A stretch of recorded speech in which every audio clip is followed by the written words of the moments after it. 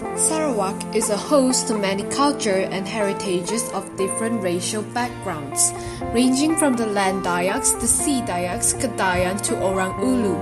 We have more than 40 sub-ethnic groups, each with its own distinct cultures and lifestyles.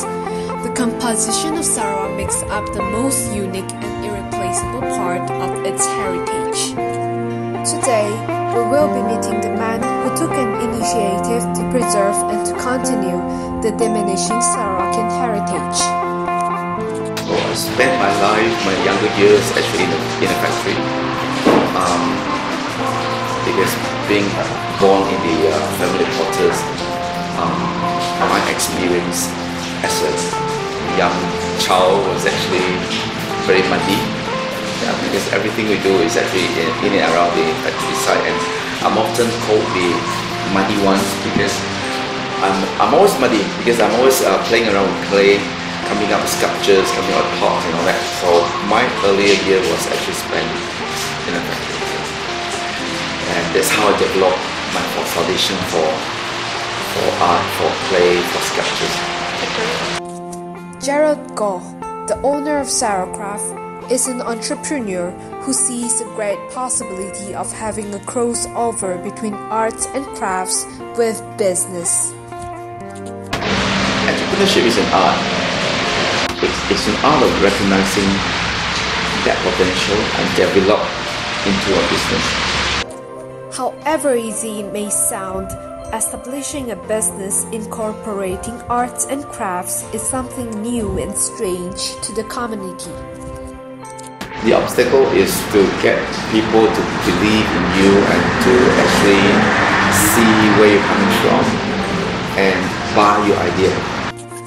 Growing up in a family of poultry business, Gerald built his interest in art and his passion for Sarawakian heritage at an early age. It was at the time when I was 21 that I started to realize that there was a need to do preservation of heritage, we need to make sure that all this heritage passed down to the next generation. We really feel that our heritage for arts and crafts is actually on a near extinction level. It strikes me that somebody has to do something. If everybody is doing the same thing and no development of new ideas and design, then someday it's going to end somewhere. Sarawak has much to offer.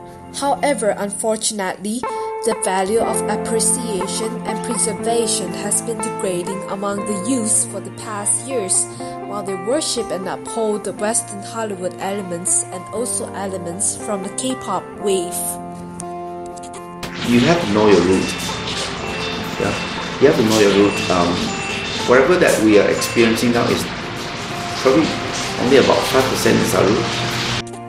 True indeed, most of what we see on the streets of Sarawak or even Kuching simply does not involve elements of our culture and heritage. Globalization has swept the younger generations off their feet, forcing them to move discreetly away from our root. If the young generation can actually understand more about root and actually spend more time in developing what we're coming from, what's in our backyard, I think that would be the way forward. We're very blessed with a lot of cultures, but unfortunately we're losing them bit by bit. But I think everyone should take a piece of what we have from Sarawak and develop it further. Raising awareness among our younger generations apart, cultivating the demands on an international scale is also one of the most important factors in preserving and promoting the Sarawakian heritage. Actually, a trend of the Western people incorporating our culture. The hard work pays off fruitfully as we witness the traditional Sarawakian trends slowly transform into a worldwide appreciation. More and more people are coming from international destinations to Sarawak to experience our culture, and more of them are becoming aware of the uniqueness of our heritage. This is what Gerald sees in the future, a piece of Sarawak everywhere.